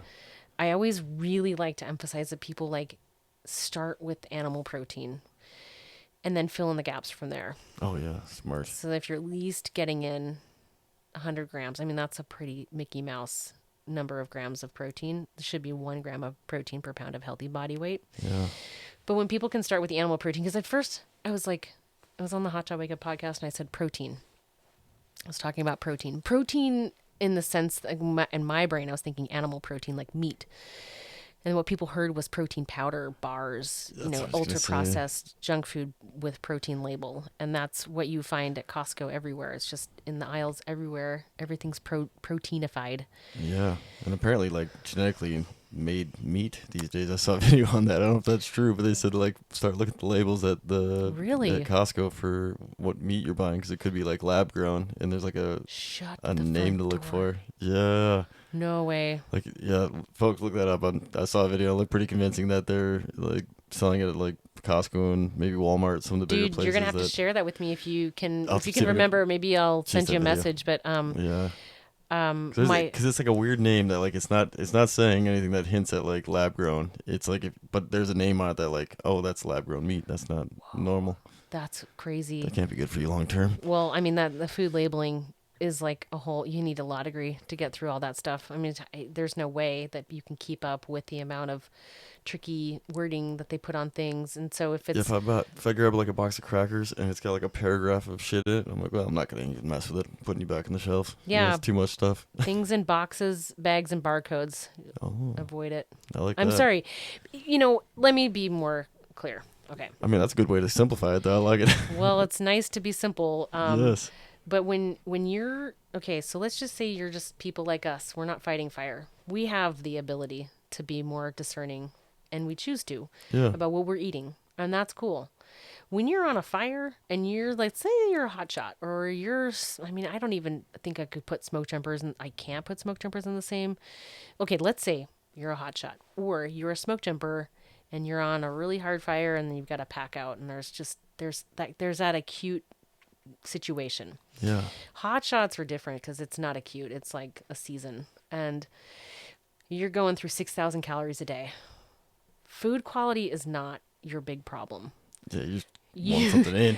You have a calorie problem, right? Yeah. That's your primary problem, and you need that. And there's no way around it. You eat what's available. You have to. And I really like to emphasize those store stops that you make. Like if you're on a hot shot crew, those store stops, eat like a effing an adult. Like eat like an adult. Yeah. Don't get your gummy worms and you know. Don't get your fast food. Make Yeah. that store stop count. Like get in there and buy the important stuff, like sardines. I made a whole reel about that because I'm like, dude, like I think one of the best skills I ever learned, either hot shotting or smoke jumping, was learning how to go to a real grocery store in any location and suss out food that was going to help me like make it through fire season Totally. with some energy. And for folks, a little background too, like a lot of rural grocery stores are more like the preservative, like Yeah. shelf life because it's Yeah. the middle of nowhere, so they want to get stuff that lasts longer. So that it's a hard And thing to navigate. it's a system Jungle. like those supply chains are systems that are set up and designed around keeping out the small local producers. Yeah. You can't just be a local farmer and say, "Hey, I've got food. Can I get it in the grocery store?" They're like, "Well, here's like a million miles of red tape you're going to have to go through. Good luck. See ya." So they have boxed all the local people out, and then they've got their buddies on the supply chain that are it's just pure garbage. Yeah. So those rural communities are really set up at a disadvantage. Totally. I was told recently if a Cisco truck shows up to the restaurant you're eating at, you probably shouldn't be eating at the restaurant. You're getting what? If a Cisco truck shows up at the restaurant you're eating at, you probably shouldn't be eating at that restaurant. Oh, 110%. Unless you are like fine eating garbage. I mean, Yeah. it really is crap. It is. And it's just all part of that, the current farm bill and the subsidies program, and it's basically human kibble, Yeah. a packaged human kibble. And but so when you're busy, you're working hard, and you're doing days back to back where you're burning through 6,000 calories a day. You just eat what you can, eat everything you can. Yeah, totally. This is not the time to be the food Puritan. This is not the time to say, "Hey, I'm going to become fat adapted and get into ketosis." That would be a bad idea. Yeah, A not really fucking bad idea. So Yeah. don't do that. That's the winter time. Yeah. You want to go into ketosis? I am here for that conversation. Yes, let's flex that fatty acid metabolism, because we've been in this environment super glycolytic. Everything we're using for fuel is carbohydrate. Okay, Yeah. got it. Spend some time of the year going into ketosis and finding your way through that. There are some people that I have worked with that but probably aren't on hotshot cruise anymore, but they literally can't. It's just not going to work for them to rely on carbohydrates as a fuel, because it just breaks them down. Oh no. And some people, because like there's professors that right now, so Timothy Noakes, he's a professor in the UK. He's gosh, this is where my brain really sucks, because I can't remember like what department, like what's his specialty, but he's like a sports performance nutrition biochemist. I mean, he's got like amazing credentials. Yeah. And Sounds then, good to me. yeah. And then there's Andrew Kutnick here, who's a biomedical researcher. Andrew Kutnick is a type 1 diabetic, and Timothy Noakes is he was on his way to type 2 diabetes. Oh shit. Both of them are athletes. They've put together a ton of studies. They've done some studies recently talking about this conversation around athletes and carbohydrate metabolism, and they're really flipping conventional wisdom on its head. And Timothy Noakes brought this forward in the academic environment, and I want to say the early 2000s. He was almost like disbanded. Oh shit. Like they almost like pushed him out of the UK. I mean, it's like talking out and saying something negative about vaccines in the medical community. Yeah. Like, so Like again, that's the extreme they took for just him talking about health. yeah. And again, it's just about like, hey, why don't we be curious? Science is about curiosity. Well, I hate that you can ask questions, 'cause even on the vaccine thing, it's like my sister-in-law really kind of tuned me into that, because when her first kid, like, the recommendation of vaccines came in, like, and she didn't do any research up front. Sure. And she's like, why is it that my son needs like twice the vaccines I got when I was born? I know. Like, this is, and all at like once. And like, she's a nurse, and, has some medical experience, and luckily did a lot of her own research. But it doesn't make any sense, right? I don't care like how good the vaccines are, to jam that much chemical in anybody with developing kidneys, a developing liver, just freshly born. That's fucking absurd. I know. I know. That's what our midwife said to us. She's like, I just found out I was pregnant, and she's like, you need to figure out what you want to do about vaccines. I was like, what are you talking about? Like, I'm like 3 weeks, I'm just like barely pregnant. I'm like, what are you talking about? And the reason she was saying that is because I didn't have any idea it was a hornet's nest of emotionality and debate in the scientific community, and there was so much vitriol in that space. I did not know. I did not know. And then that's why she was telling me, she's like, you need to kind of start figuring out who you are here, because you're going to get hit with a lot of stuff. And I was like, okay.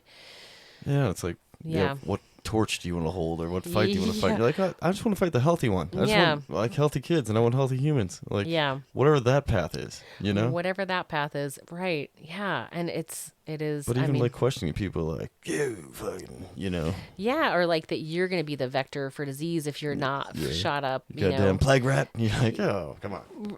And the funny thing is that they don't. I mean, they don't prevent anything. They just don't. That's the reality of it. That is the absolute reality. You can look it up. The flu vaccine is a gamble. It's a fucking shot in the dark. They're like, maybe it's going to be this one. Yeah. Like. Yeah. I mean, there are vaccines that are live. There are vaccines that are sterilizing, and there are vaccines that provide, and I say quote unquote sterilizing, but that isn't even actually proper nomenclature, because, like, for example, my neighbor, oh gosh, I shouldn't say this.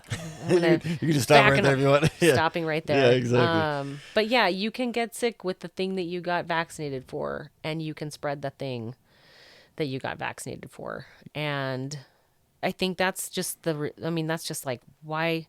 Well, it's crazy, because we grew up in a culture where, like, hey, the neighbor kid got chicken pox. Everyone go over to their house. Yeah. Like, we're all getting chicken pox together. And you can get sick with something, and you can be asymptomatic and not be shedding a huge viral load on the, because like my whole family went down with chicken pox, but I didn't get any chicken pox. I didn't get sick with it.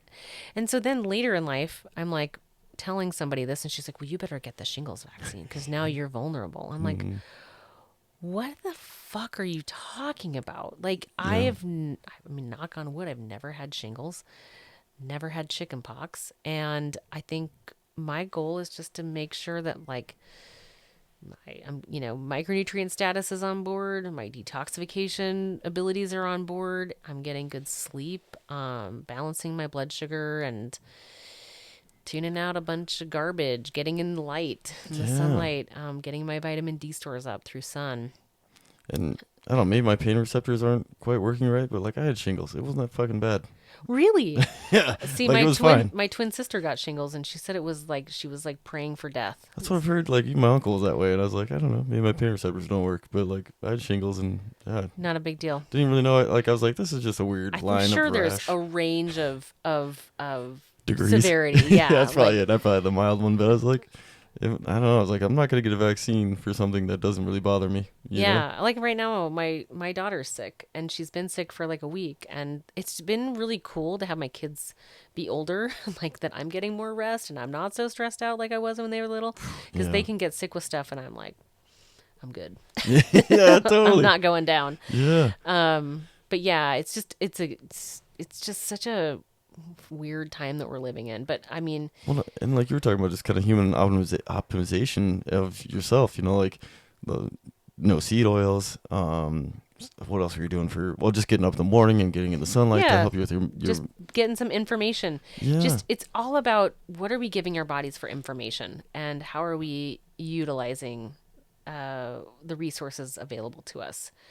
Yeah, and don't be afraid to ask questions. Like, don't let people shame you because like you're talking about a hot topic. Like you're like, I don't know anything about vaccines. And then like don't let someone tell you what they believe is right. Like even if it's like coming from me, like not a big fan. But well, and I'm not either. And I think I just had an intuition that I couldn't base on anything other than I just was like, But then when my son was born, I was like, ugh, feeling terrible, feeling sick. All that time and fire and just being exposed to different chemicals like Jet A, right? Yeah. Like you're sitting in the fuselage of an airplane that's got no just door. sucking it in. Yep, they're doing their prop warm ups, and you're just sitting there breathing it in, and no, So pungent. so pungent on the nose. Yeah. But no, and then same with helicopters, and same with retardant drops and all of that stuff, and just no concept of like that was bad. Like it just wasn't. I wasn't thinking about that. But then that stuff bioaccumulates, and you need a lot of resources. You need a lot of like nutritional resources, sleep. You need to be out of sympathetic overdrive with your nervous system in order to detox. Otherwise, it's just not going anywhere for most of us. But for me, I've got a lot of things stacked against me genetically, removing things like that from my system. But I didn't know what that was. I didn't understand that. I had no concept of that. So my doctor, who was smarter than any doctor I've ever worked with, she's just working in the conventional system, but she was doing that because she was used to be a midwife, and then she was like, I need to get into that system and help people there. And so she did, and she was my doctor, awesome. And she's like, you need to go, you have a genetic mutation. I know the one you have, because I've been studying it, and a lot of people have it. She's like, and I'm like, I don't have that problem. Yeah, no, I'm fine. good. And then she's like, I was in her office, and she's like, I'm like sick of hearing your shit. I'm sick of hearing the things that you come in here with. Go get tested. And so I did. I went to I don't think you have to do what I did, because I think it's a more common test now. I was even at the dentist office with my son, and they asked, does he have this genetic mutation? I was like, whoa, yeah. Really cool that it's kind of made it into mainstream conventional settings. Like, that's important. Totally. So I went and got this test, and she's like, yeah, you have 2 copies of it. So like, double down on that one. And see, I told you you're rare. yeah. But learning that I had to go to like a geneticist, and she looked at me like I had a death sentence, and I was like, oh shit. And it was horrible because Jake was on a fire and the kids were little. I had to get a babysitter to go, and I was like, oh my God, so basically I'm dying. It was like kind of the way I took it. Yeah, it's awful. And then I got some books and I started reading about it and I started listening to this naturopathic physician. His name's Ben Lynch. He wrote the book Dirty Genes and he talks all about the 7 methylation pathways we have. Methylation is just a fancy way of saying breaking things down and moving them out of your system. And yeah, he talked about that gene. And I learned a lot about it and I learned how to support myself. And then it became less of a scary thing. But I'm really glad I found out about it. Yeah. Because cancer, runs in my family and other health problems run in my family. And I think that would be the primary driving reason why. Oh, good. Well, I mean, like, good that you found it. Not good that you have all that running around. But Well, it's not really that uncommon. And so when I work with people, I've read Ben Lynch's work so much yeah. that I feel like I listen to people tell me. And here's the other thing. I've gone through the rabbit hole of all the high-end fancy testing. And I'm like, I'm going to save everybody out there $5,000. You can really do a lot just by cleaning up your diet and your life for 3 months. Oh. And then if you want to test some things, that's a good time to do it. But don't just be like, I have problems. I'm going to go right for all the stool tests and the fancy there's a lot of really good basic tests you can just get with your GP covered under insurance. That's cool. Do that. Clean up your diet and your life for 3 months and see what's happening. But most of the time, people are like, oh, I feel better. Yeah. I don't need anything. I'm like, high five. Yeah. Keep going. Because that's, yeah, most people are just like, my hormones are a mess. I'm like, your hormones are just responding to the environment that you're creating. Yeah, get some healthy habits, like you said. I mean, like, just starting, like, the morning ritual. Yeah. Just take it seriously. I think people are just like, they expect, like, oh, if you drink, Luke, if you drink that bone broth that I brought here for you, you're going to be, everything is cured. Just you're cure done. all. Yeah, it sounds you hit the finish line tape. Yeah. Yeah. Gonna live to 120, healthy as a horse. Yeah. And go back to smoke jumping, get 100 jumps. Totally. And people just think that there's a pill or a potion or something, peptides and HRT and so many things that are just coming at us. And I'm like, why don't you just take care of the basics for 3 months consistently every day of your life? Absolutely. We're going to have to do this more often because I could keep you here all night and I got to get rolling to get some dinner. But oh, yeah. Let's. But yeah, like, there's so many different topics that I want to, like, branch off. So we're going to have to make this more like a regular occasion, Okay. like every couple of weeks or something. Because yeah. It's great talking to you. You're such a wealth of knowledge. Yeah. Well, I think one thing I want to make sure that we talk about is that, hit it. okay, there's a fundraiser. Yes. This is total segue. I was kind of going down other paths. Yeah, did I cut you off before you got it out? No. Oh, no, this is your podcast, dude. Well, no, I don't want to cut you off. No, we're good. Let's talk about the fundraiser because that's important to me. Yes. Like, if you're out there listening, I want you to come to this because it's, number one, it's gonna be fun. Okay, so it's a fundraiser, but it's really a fundraiser. That's really what we're doing. Yeah. Raising fun. Raising fun, yeah. Without the D. Yeah. So this whole idea came about because there's a women's Smokejumper reunion happening in October next year in McCall, Idaho. Okay. Well, I'm not bringing my family, but they still want to come to the party. They still want to, there's just a lot of women going that aren't bringing their families. And so we're like, why don't we do something fun at the end of refresher training, end of the first week of Ricky training, have everybody who's available. So if you have a pulse, you're available. Come out to the Kettle House in Bonner. We're going to do a pint night out there. And it's going to be from 4 to 8 p.m. And at 4:30, me and a couple of other really awesome, cool lady smoke jumpers are going to hold a kids event. It's for girls, and we're going to do a modified PT test. Oh, cool. We're going to have people there talking to them about smoke jumping. Because right now, as it stands, there are fewer women jumping than there were when, like in the first 3 years. There's no women. I think we're down to 3%. That's so wild to me because I felt like when I was jumping, it was starting to ramp up. Yeah. There was a heyday, and then everything dropped off. And we need to, I think, I would love to see the heyday come back. And the reason for that is for a lot of different different reasons. Some of them are personally driven, but Margarita Phillips, I've mentioned her a couple of times. I feel like she puts so much energy into people, so Yeah. much care and into bringing people up, like raising them in the program as firefighters and as jumpers, that I think it's really about paying forward her life's work, because it was her life's work Yeah. to make space for more women, and she did. And she paid a hefty price, because I know she took a lot of shit for it, because there was no roadmap to do it in a way that made everybody feel comfortable. So she just did it her way, Yeah. Which which was, set her up for a lot of criticism yeah. and a lot of things that I think were really, at the end of the day, looking back, were really taxing and challenging for her. I know she loved her job, and I know that she, always brought like everything she had to the table. But Yeah. I think it's so important to just pay it forward and try to like show these girls and any woman out there in the community, like if you're on a hotshot crew, or if you're on a helitak crew, or you're in fire right now and you're thinking, man, that might be a job I'd be interested in.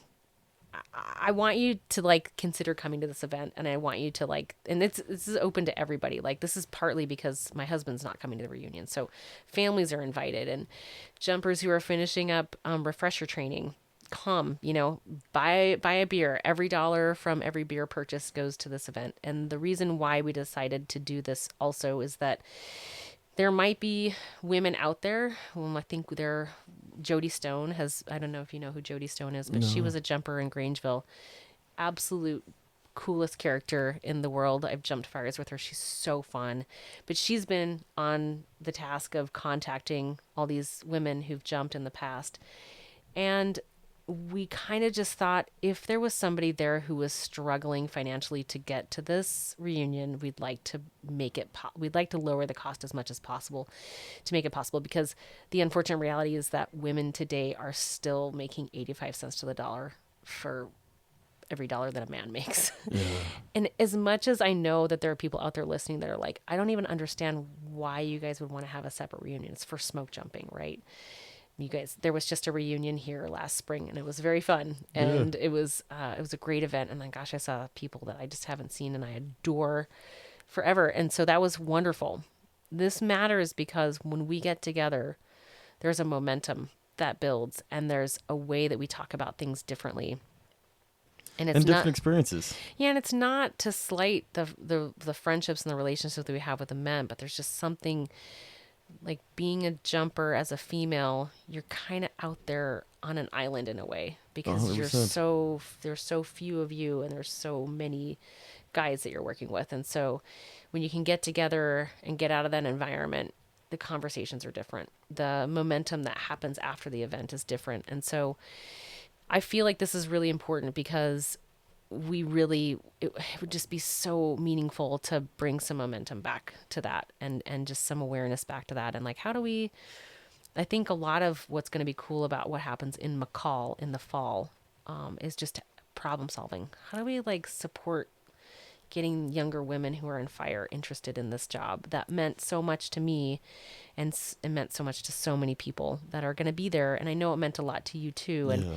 it means a lot to people to do this job. And I think it'd be great to have all the different types of people in the world reflected in this job. And so, yeah, I mean, I know there's people that are like, I don't get it. Like, why would you want to do it? I think there's like plenty of women that think, why would we do a separate reunion? It's like, well, it's just a different event, a different Yeah. experience. And so, Yeah, it's just an opportunity for the girls to get together and hang, Like, doesn't Yeah. have to get more complicated than that, Like, exactly. And the guys don't do a separate reunion, but in a way, there's so few of us that it kind of is a second I was just going to reunion. say, yeah, like, So, man. but this fundraiser is all just about literally just having fun. We've got a silent auction, we've got a raffle, we've got the Smoke Jumper Challenge, which is a kids event, and it's just, yeah. I mean, I'm hoping for sun. It's May 1st, Bonner Kettle House Tap Room.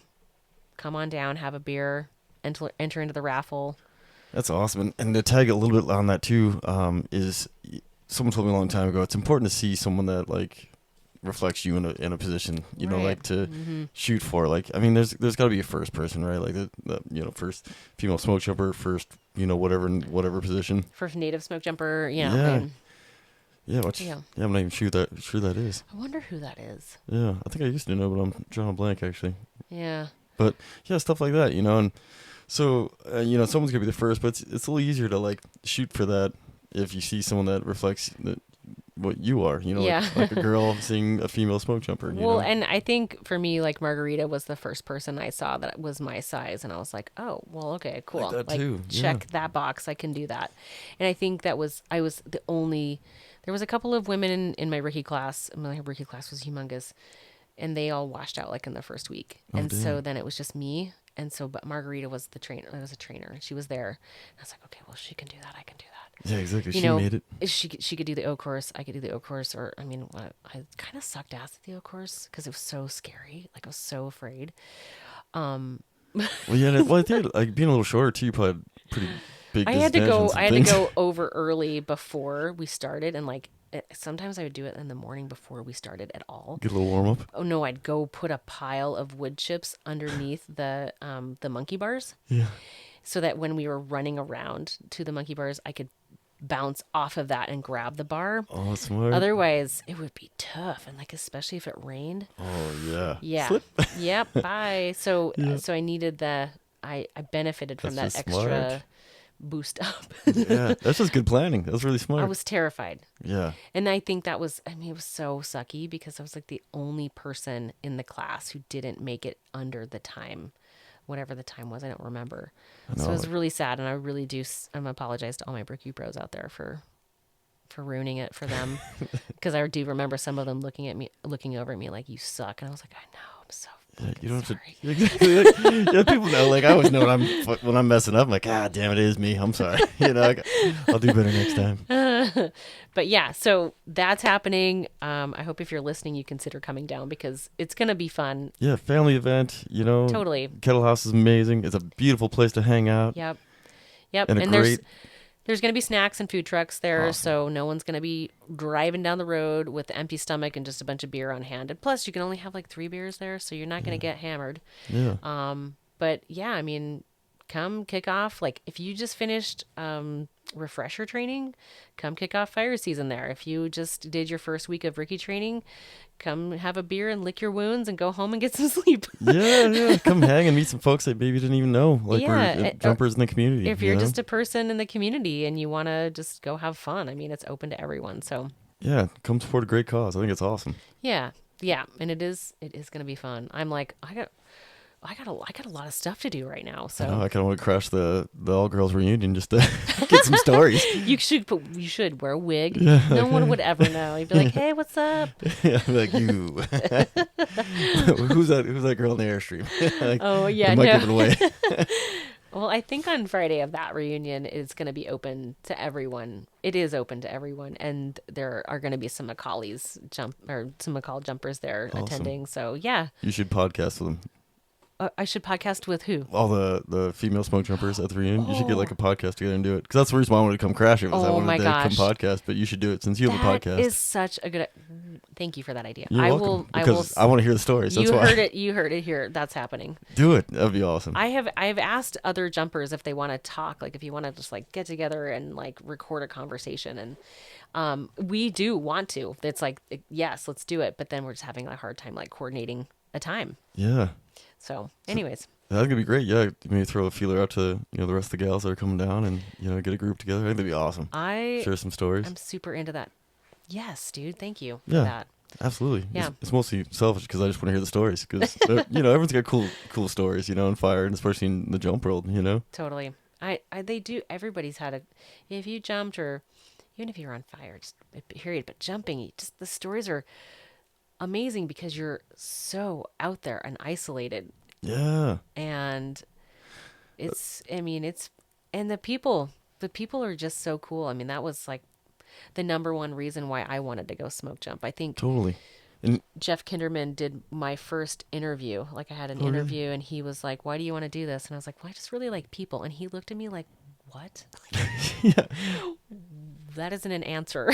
I was like, no, I mean, when I was my first year in fire, I went down to Elko, Nevada, fought a fire there. There was like a jumper who was the division, and he was funny and gregarious. Yes. I was like, whatever. Like he's doing, I want to do that because that's who I want to hang out with. Yeah, because I was going to say, they seem like they're having more fun. I had the same experience with a Yeah. bunch of West Yellowstone jumpers. Like, Stanzak was there and Cindy Champion and a bunch of other folks. And, like, those are the two that stood out. You know, Stanzak's this, you know, big personality. Absolutely. And I was like, oh, I want to hang out with a guy like that all the time. He's super fun. And Cindy was super nice. You know, she's a little more shy, but, like, so nice. And I was like, oh, man, this is awesome. Yeah. And that kind of leads me to one more question that I got for you. And maybe you can snatch this story when you go down for the reunion. Yeah. I was told a story, and I can't remember who told me, but it was in Alaska, and I thought it was of Cindy Champion and a bunch of other jumpers, and I'm just going to say it was Cindy for the story, but I could be wrong. Okay. Helicopter drops them all off. Like, they jumped somewhere, I think, and the helicopters, like, moved them somewhere to go to a different pyre or something. I can't remember, but either way, a bunch of jumpers got dropped off by helicopter. Mm-hmm. Helicopter's leaving. Big-ass bear comes out of the woods and is chasing Cindy Champion. Do you know the story? I don't know if she got chased, but I know that there was an altercation. Like, no one got hurt, but there was a situation with a bear. Yeah, and I can't remember the details of the story, but I'll have to ask her. Yeah, you have to ask, and maybe I'm butchering this, so hopefully this will be a good lead-in for your podcast, because, like, the way I was told is, like, helicopter's leaving, bear jumps out of the woods, and maybe Cindy's just the closest, or just sees Cindy first, beelines it towards Cindy, some other jumper, like, jumps out, smashes the radio off its head.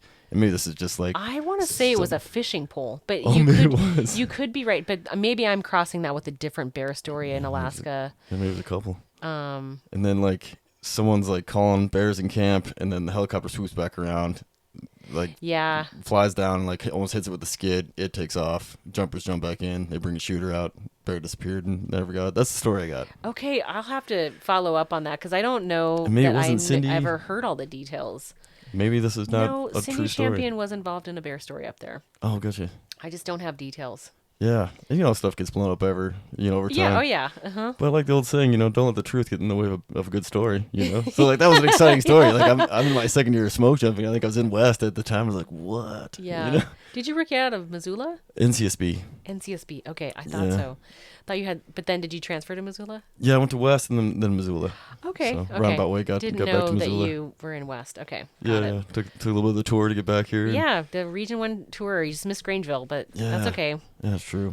I know. I kind of thought I'd end up there, but yeah, didn't last long enough. But so yeah, do you want to give a quick shout out to your social media and podcasts and stuff? Oh yeah. My handle is really creative. It's Sustainable Wellness. It's on Instagram, and then podcast is also Sustainable Wellness. Again, creativity points, but simplicity is key. So I was gonna say, makes it easy. Yeah, and then you can find me just on the internet that way too. It's the Sustainable Wellness. That's the deal. And another time I'll have to tell you, I haven't talked about this at all, but there's a pivot with my business, and I'll have to tell you about it another time. But I haven't talked about it at all to anyone, so I don't want to talk about it here. But later, I will want to talk about it another time. Yeah. But I'm looking forward to the news. That's gonna be awesome. Yeah. So hey, thanks for having me on. Yeah, thanks for coming on. I appreciate it. Yeah, this is awesome. This is one of my favorite podcasts to listen to because just, you know, it's a great way to stay connected to fire. And I don't really like to stay connected to fire through Jake because I find that we just don't talk about it, and I don't want to hear from him that all the time, you know. But yeah, totally. And he probably is the same thing. He doesn't want to bring work home. Yeah, just go home and be at home, and I get that. But this is cool because these conversations are totally awesome, and I think the podcast, especially that you had with Morgan, where he was talking about this transition of all of the fire organizations, or the, you know, just everything melding into one. Yeah. I thought he had a lot of good input there, and it's going to be weird, and it's going to be challenging, and it's going to be interesting to see what happens. So totally, yeah, I agree. Because like the way he said, like, don't just take a sidelines seat and watch it. He's like, get involved if you can. You know, help make the change. Yeah. And I was like, that's exactly it. Because otherwise, you're going to be disgruntled the whole time. Like, absolutely, it's going to be happening to you, and nobody likes that. Yeah, nobody's into that. So yeah, get in there and help the change because it's coming. So try to help make it the best you can. You know, right. And that helps out all the folks that you're in fire with, all of our fire family. You know? Yeah, yep, and all the young people coming up who are really, I want to say just maybe kind of getting shortchanged because of all the mentorship that's lost. So Yeah, totally. Yeah, losing some folks left and right. Yep. Well, thanks, Jesse. Thanks so Yep. much for coming on. Yep. Thanks for having me. Yeah, and thanks for tuning in. How about you say that to all your podcast guests? I do. I don't. I don't. I usually am just like done.